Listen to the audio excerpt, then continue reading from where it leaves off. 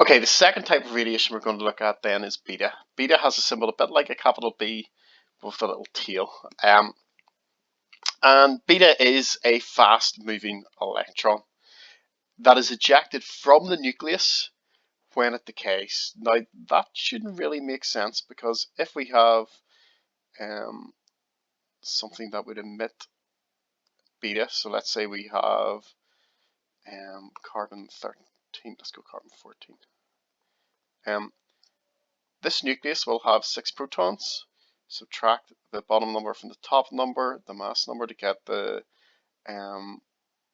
number of neutrons. So we'll have 8 neutrons, and it will have the same number of electrons in the as the number of protons. Okay, now beta is a fast-moving electron that is ejected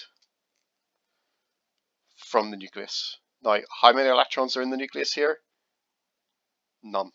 Okay, because electrons can't exist there. However, what happens in beta radiation is a neutron changes into a proton and an electron. Okay, and you kind of see this makes sense. No rules are broken here, that we have these rules in physics, rules of the universe really, and one of them is that charge must be conserved. The total charge on the left hand side here is 0, plus 1, minus 1. Total charge on the right hand side together is also 0. So this can happen, and it does happen, but what happens when it occurs is neutron turns into a proton. That proton will stay in the nucleus, so we'll lose one of our neutrons. We'll gain a proton, and we'll also gain an electron, but that electron is essentially created in the nucleus, and electrons cannot exist in the nucleus, so very quickly it gets evicted and is pushed out at very, very high speed, and that's where our beta particle comes from. So it is a very fast moving electron. Therefore, relative atomic mass is just the mass of an electron. Okay, relative charge is just the charge of an electron, which is minus 1. Its ability to ionize its medium, if you remember from when we talked about the alpha particle, that's how good it is at really removing electrons from other atoms as it passes by.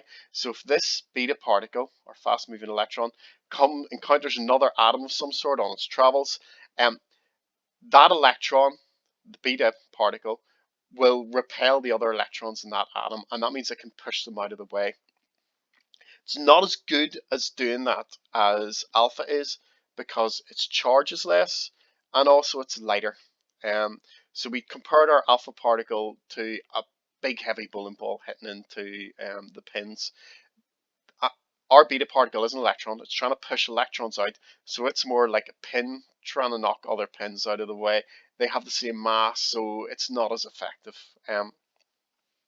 Because it has a smaller charge, it can pass through things more easily than alpha. It doesn't interact with matter as much, which means it can pass through a large distance of air. It could pass through paper, but it will get stopped by about 5 millimeters of aluminium.